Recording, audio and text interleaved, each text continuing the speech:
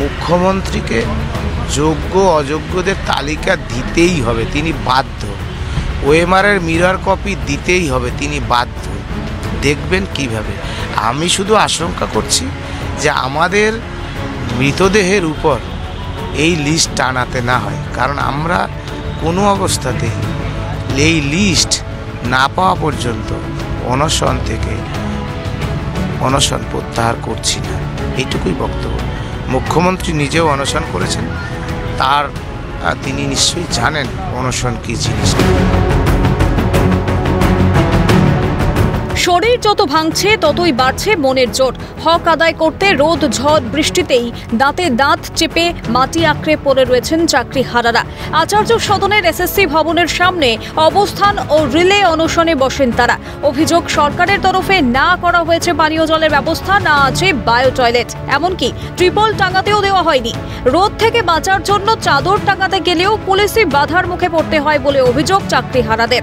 পরবর্তীতে শুক্রবার রাত 11:20 নাগাদ চাকরিহারাদের জন্য পানীয় জলের ব্যবস্থা করতে গিয়ে পুলিশি বাধার মুখে পড়ে বাকবিতণ্ডায় জড়ান প্রদেশ কংগ্রেসের সভাপতি শুভঙ্কর সরকার।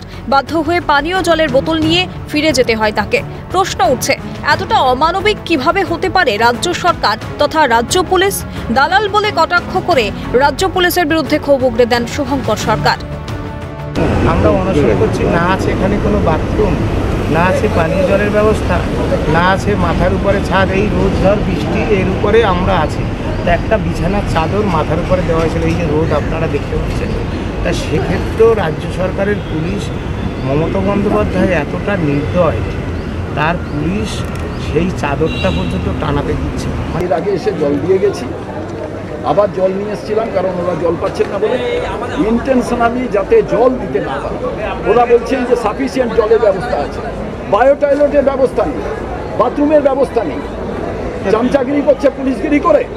হ্যাঁ, জল দিতে দেবো না, এখানে নাকি ইমার্জেন্সি রাস্তা, গাড়ি আটকাচ্ছি, জল দেওয়া যাবে না।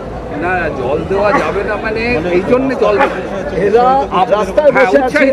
1 মিনিট, ওরা নাকি ইলিগালি বসে আছে, চাকরি চলে গেছে। এরা পুলিশ, এরা মানুষ। যদি সত্যি সহমর্মী হতো তাহলে সব ব্যবস্থা তো ওনাদের করে দিতেন। এ কোন পুলিশ অফিসার? দালাল পুলিশ অফিসাররা এখানে ডিউটি করে ওদের তুলে দিতে চাইছে। তবে তাদের এই আন্দোলন হার না মানার আন্দোলন। আচার্য সদন নয়, তৃতীয় দিনে তাদের ঠিকানা গান্ধী মূর্তির পাদদেশ। অবস্থান চালানোর জন্য মেয়র রোডের গান্ধী মূর্তির পাদদেশকেই বেছে নেওয়া হলো চাকরিহারা যোগ্য শিক্ষক শিক্ষিকা অধিকার মঞ্চের তরফে।